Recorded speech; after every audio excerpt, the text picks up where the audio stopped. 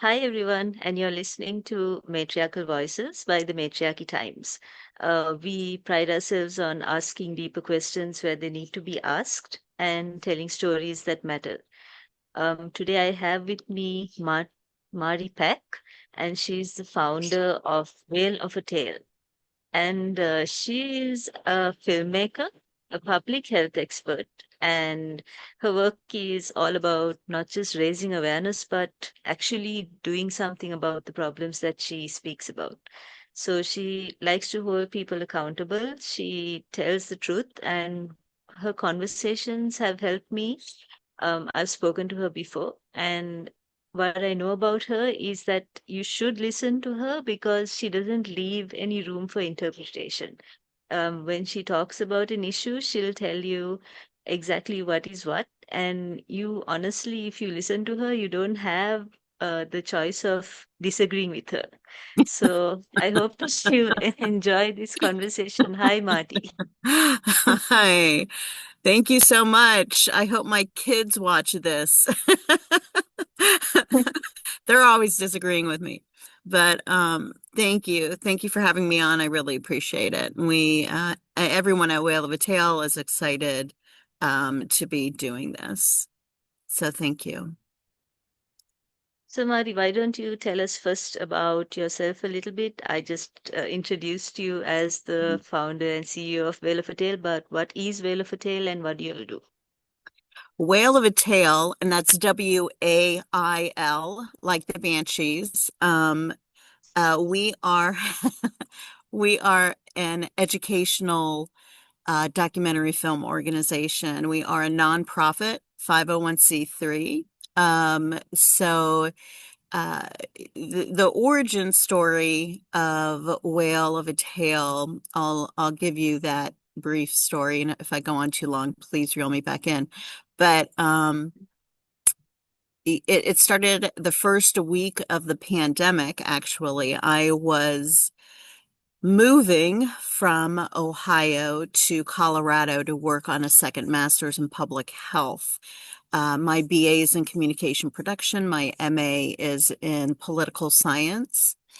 And got to Colorado. I do not recommend moving during during a pandemic. You don't want to do that.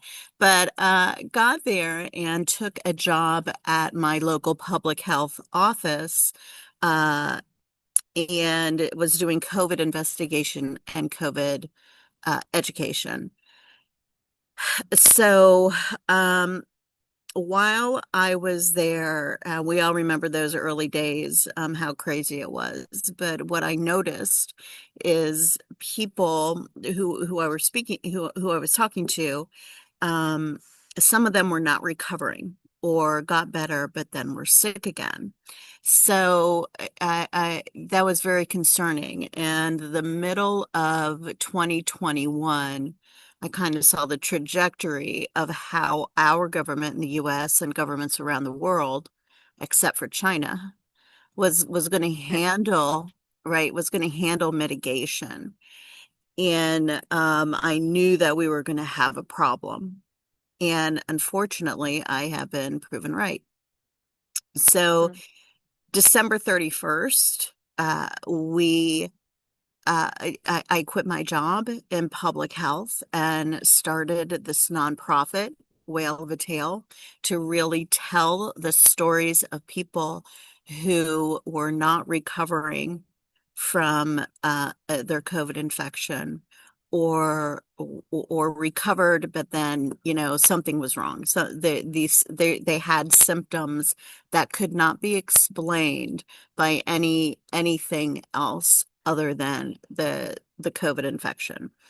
Um, so that's really where where Whale of a Tale started.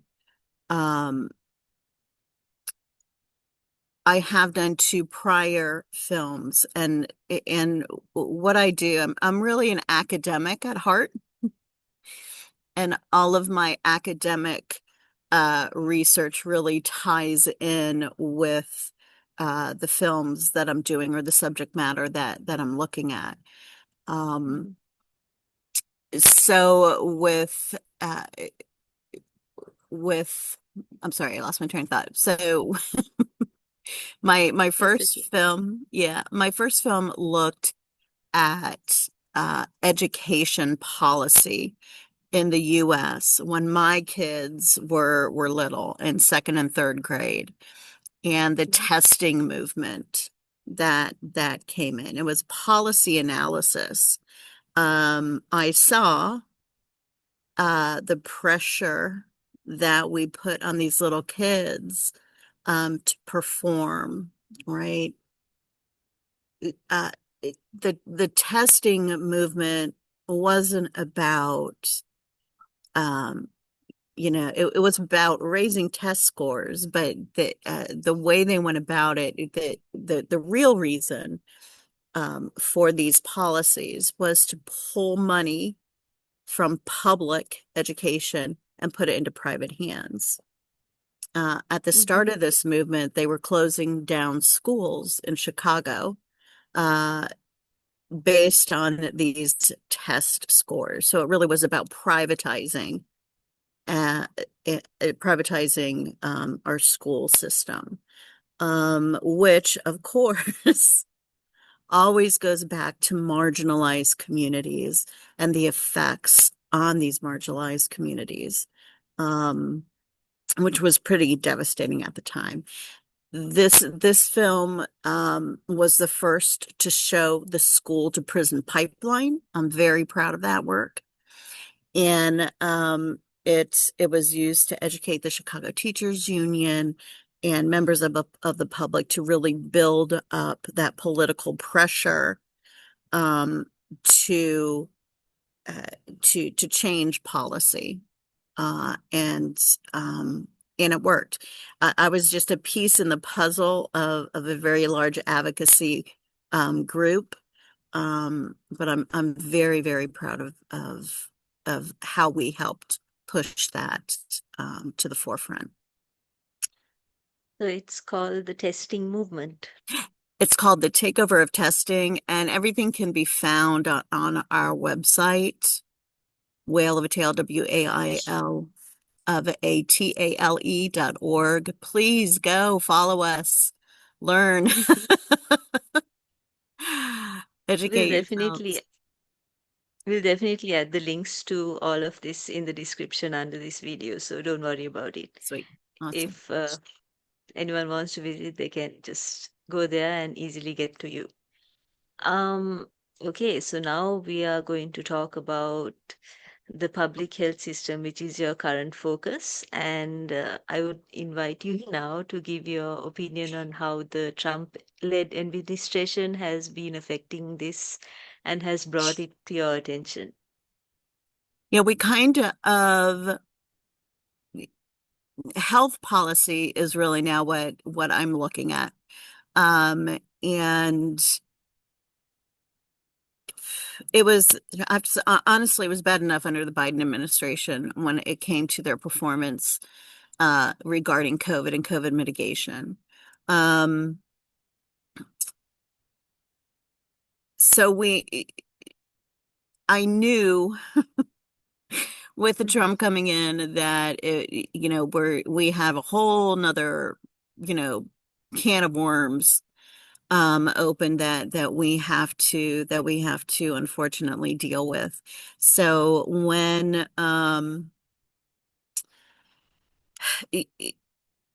we have an administration that comes in demonizing another a certain group or certain groups, we know that's fascism 101, right? That's authoritarianism coming in.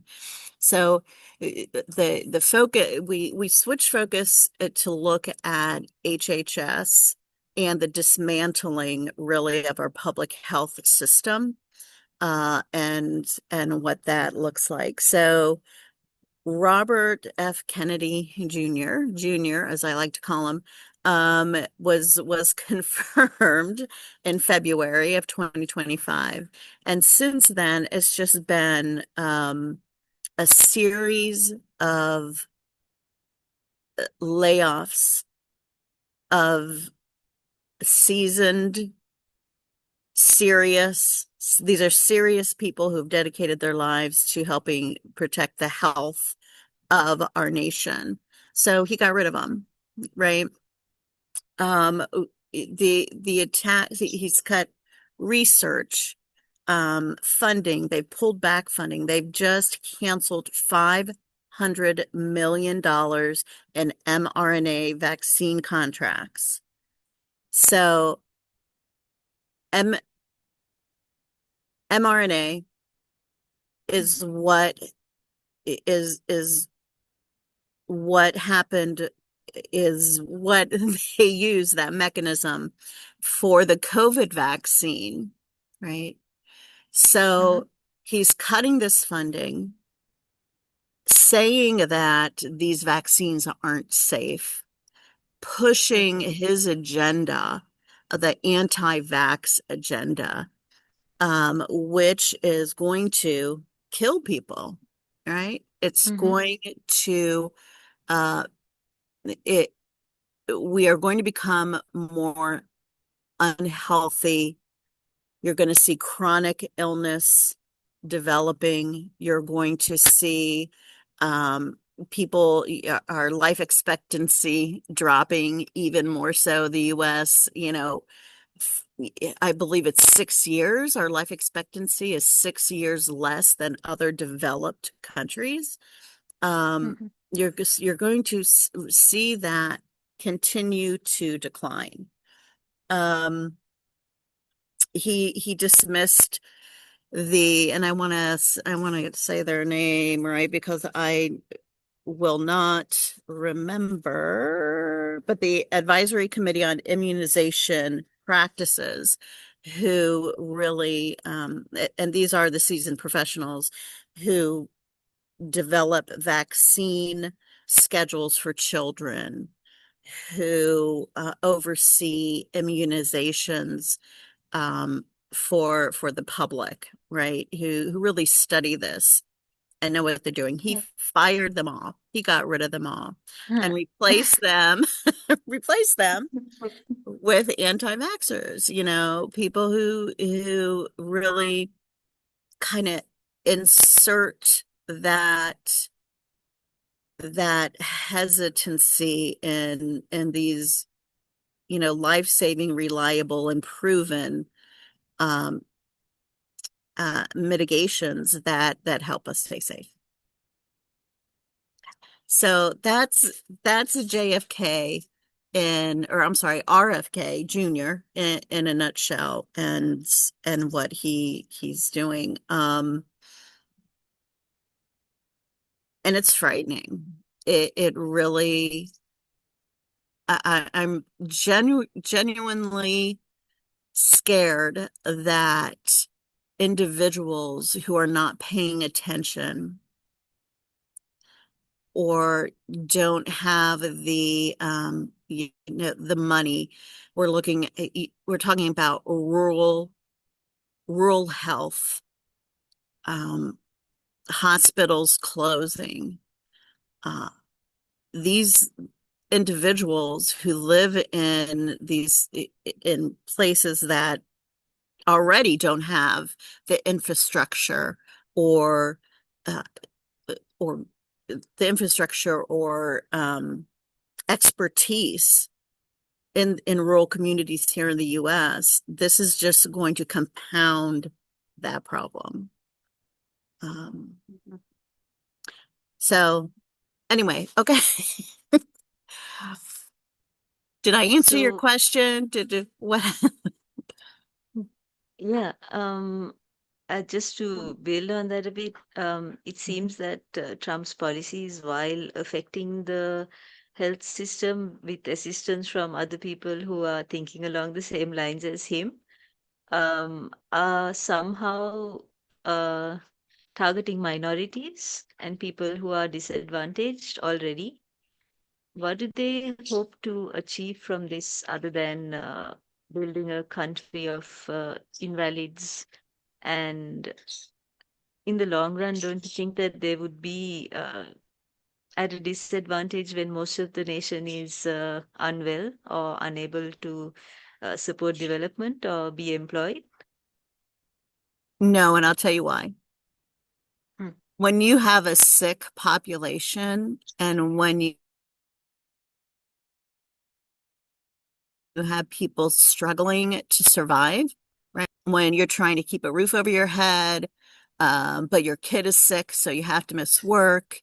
Um, as the population gets sick and as people are struggling more and more, it's easy to control them, right? Okay. It's easier to disappear sick people, disabled people.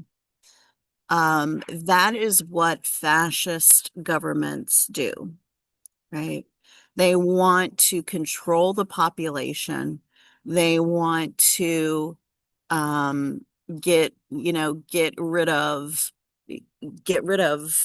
individuals um, who are not going to support them or uh, who aren't contributing to their mission, right? They want a white nation. We are looking at a repeat of history. We Mhm. can see it with Hitler, right? He went after the disabled individuals first, and that you can hear that echo from Junior's mouth too when he says, we're gonna compile a registry of autistic children, right? Uh-huh. Um, Mhm. when you have all Yeah. the data, right?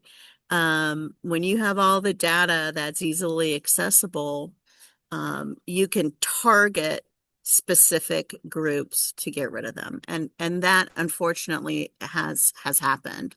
Right. They have access now to all of our medical information.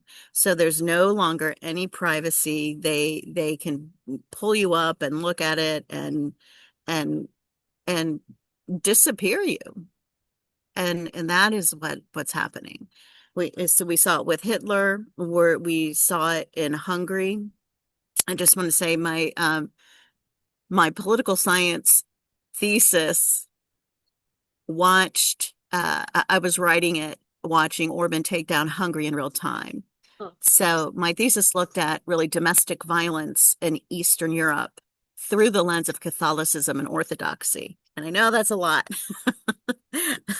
but breaking it down, what it means is really using religion to control a population and attack groups. So we already know religion, right, subordinates women.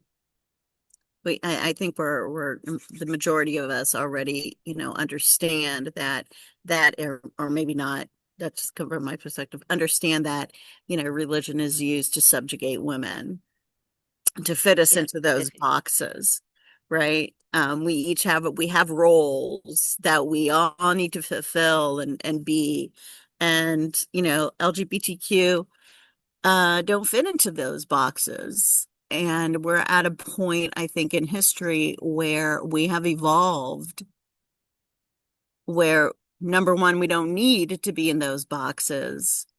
And as the LGBTQI plus community really expands, no, I want to say expands, but becomes more visible, right? Mm. Trans individuals becoming more visible, it really is scary. And it's a backlash against people who don't fit into those boxes.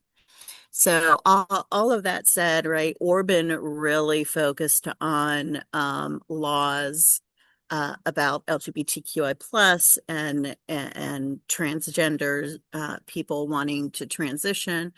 And so we see that reflected now in our country. I believe it's 23 states have laws now limiting or banning uh, uh, transition and drugs for children um, that not only help with transitioning, but are used for other medical issues that some children have. So we're really tearing that uh, our democracy right apart through medicine and through the health field.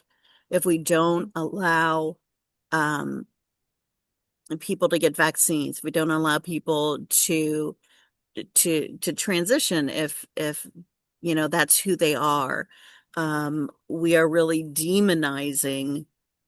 Uh, we're demonizing these people, the disabled, right? There's also rhetoric from Junior about how people are sick because they don't take care of themselves, or they're just they're our health is personal, right? um and if you're sick, it must be because you aren't good enough, right? That you are weak, or that you don't have personal responsibility to take care of yourself, when health is public. It's public health. If one person gets sick, has a cold, that cold can be given to someone else. It's public. So as we let COVID just go and destroy our health, um, the blame is going to be shifted to the individual, and not we lack mitigation to keep people safe. So that's another um red flag. That kind of speech, that kind of talk, that kind of rhetoric, uh to really just bring, put that in people's minds, and bring people into, their way of thinking. So So yeah, your it's a next, lot.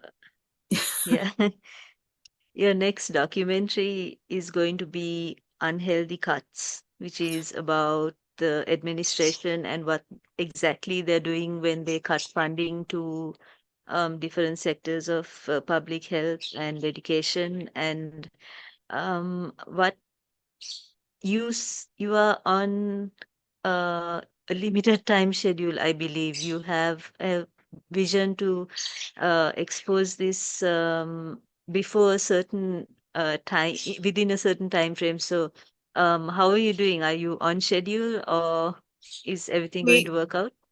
we unfortunately are not on schedule. Yeah. Um, no, we really need funding to do in-person interviews. That's what we need. We need funding. Unhealthy Cuts really looks at the dismantling of HHS. So we're interviewing former HHS officials. We are interviewing people who have already been impacted by these cuts and what that looks like. We are documenting the hospital closures in rural areas. And the point of all this really is to get it in front of voters before the midterms. So we need to have this done by December, January. We have a distribution. We can get it distributed across the nation. We have that already um, set with Mhm. partners. It's just a matter of getting it filmed and cut prior to the elections. Regardless, we are still going to do this, whether or not it's out by the election season. We're going to finish this film. Um,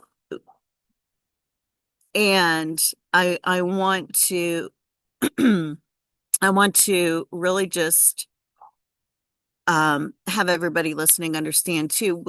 The purpose of this really is to show, for better or for worse, the Trump administration at least is breaking all of these systemically messed up systems, right? The systems are being broken. How do we envision our future? We want a future that is equitable. Everyone has health care. Everyone has access. Um, it doesn't matter if you're rich or poor. We want free health care for everyone. So um, all of these wonderful uh, things that we aspire to, that this culture shift wants and is aspiring to, we want to show in the film. So we have all this bad stuff, yet there's hope, right? We can fight back against the administration. We can save our democracy, and we can rebuild the system that is fair for everyone, right? So we get rid of how insurance companies bill. We make sure that hospitals are fully staffed, are paying people the money that they need in order to live, and aren't overworked. Um, we make sure our nursing homes are really taking care of our elderly, right? With dignity. So these are the aspirations, I think, of the vast majority of the US population.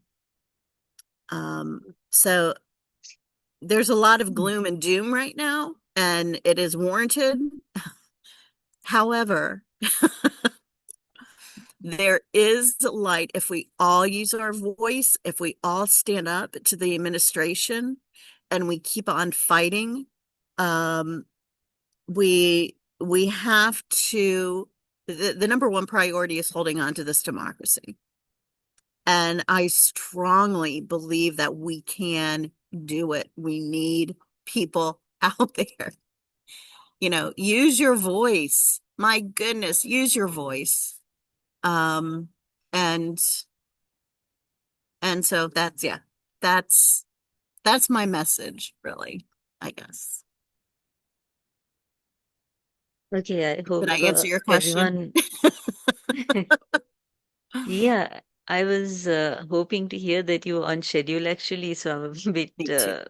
sad to hear that you're having trouble with that. Me too. Um, Me too. People yeah, are go ahead. afraid. People are afraid, right? You don't, people are afraid to um, really support organizations or speak out with, organizations with who who really profile and diversity, equity, and inclusion, right? We are committed to that. My board is made up of people from around the world, and that is something that I'm very proud of.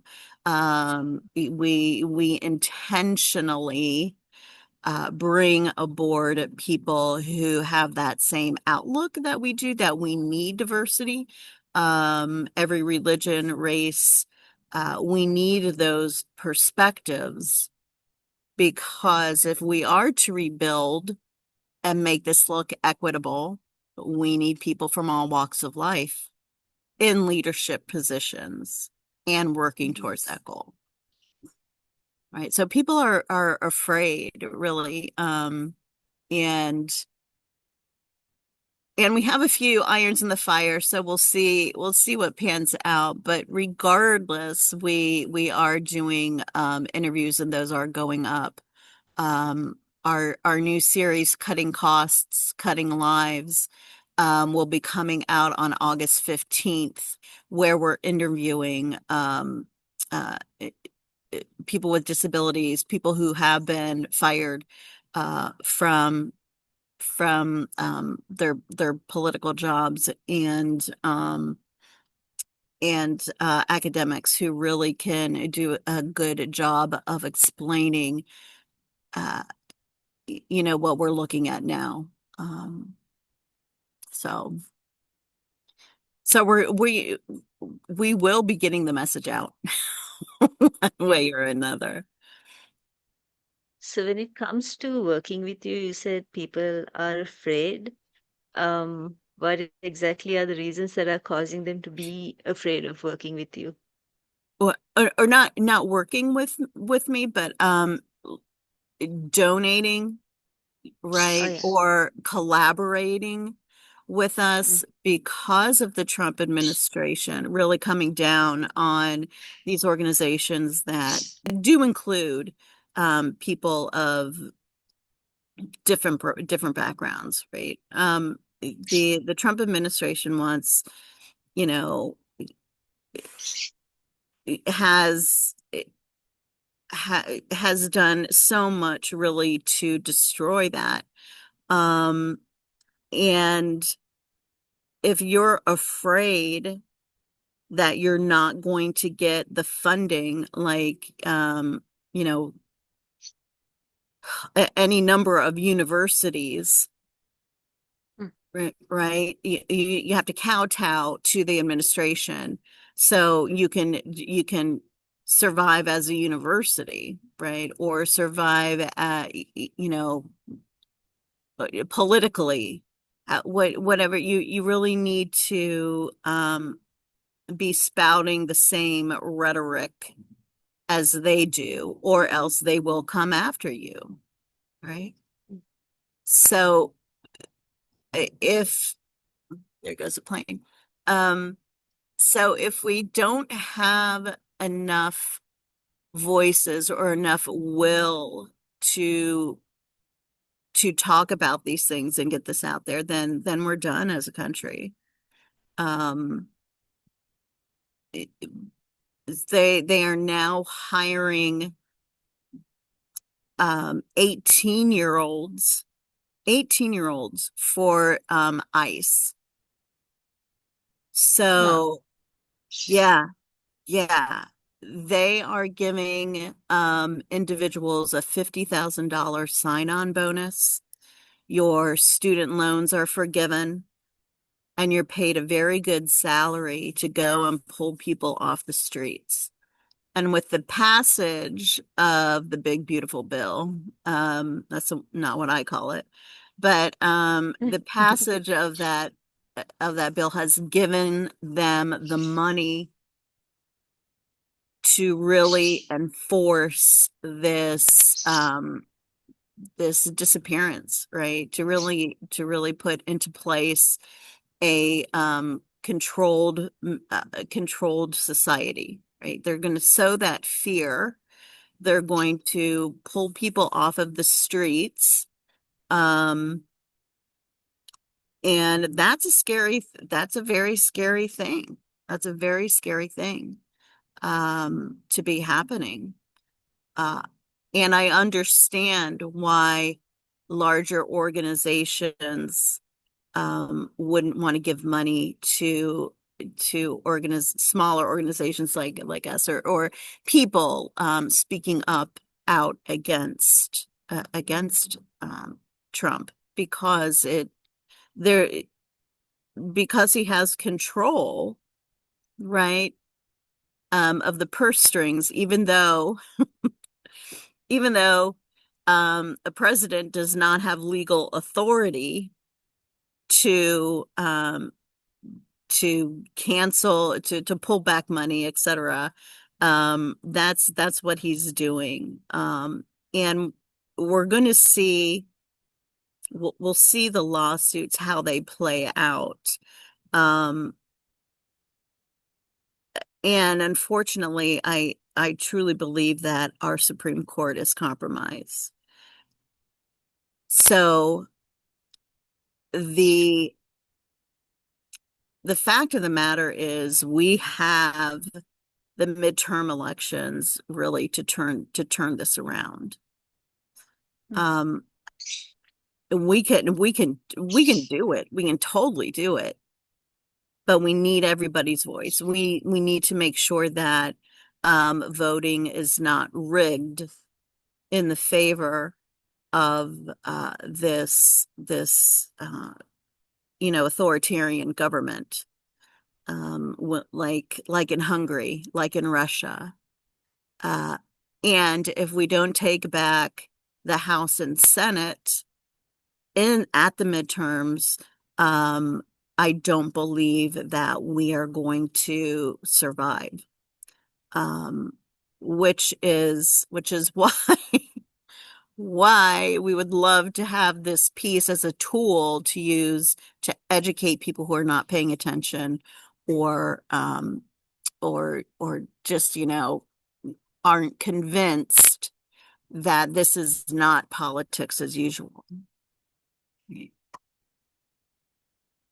So for our listeners who are hearing about this for the first time, perhaps, or could not see it in this slide before right now, what would you tell them? Like, where should they start looking for the truth, and what should they notice?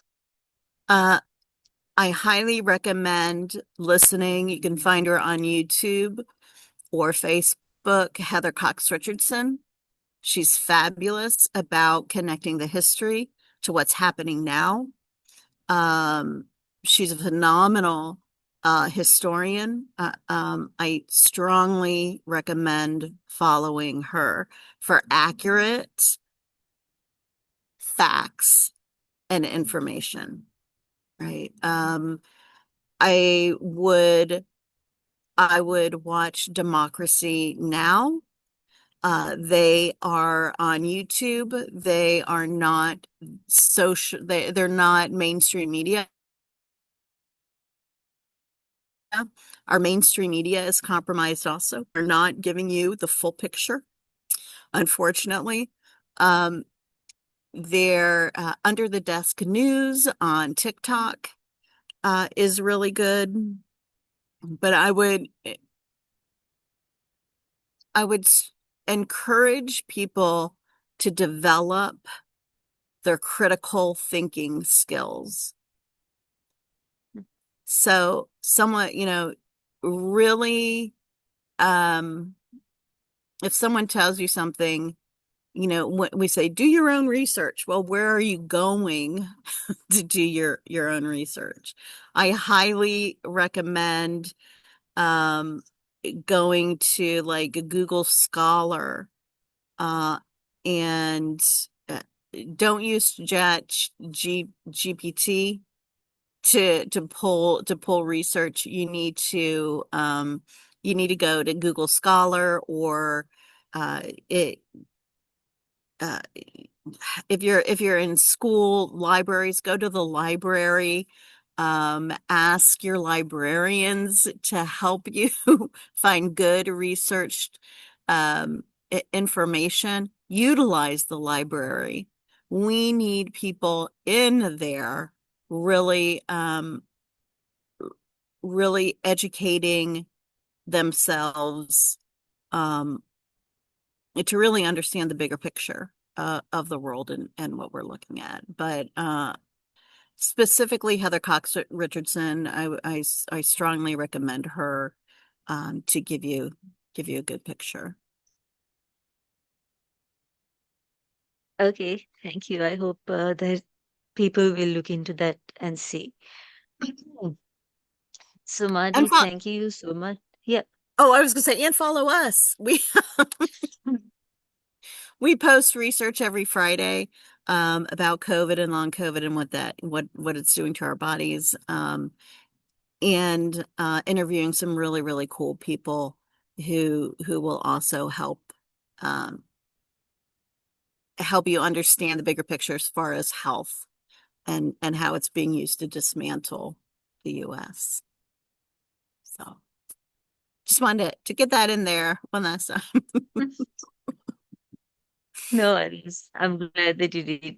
Um, so you have been dedicated your life right now to informing people and connecting dots that people miss. And I just want to thank you for that, because what you're doing is not just about informing, but it's also about protecting people and helping them to survive. And I think I know you feel a bit nervous speaking out also, even though you do it. And I just think you're really brave, and I'm really happy that I was able to talk to you and hear it directly, everything directly from you. Thank you, Kara. I really appreciate you guys having us on and meeting you, and I hope that I was able to give people some information. Um, but but thank you. I appreciate that very much. You guys do pretty amazing work yourself. So Thank you. Thank you. So, everyone, thank you for listening. I hope you enjoyed listening to Marty. And please do visit wailofatale.org, and we'll put the links down in the description, and look out for her newest documentary, which will be released as soon as possible. thank you. Okay, bye, everyone. Bye bye.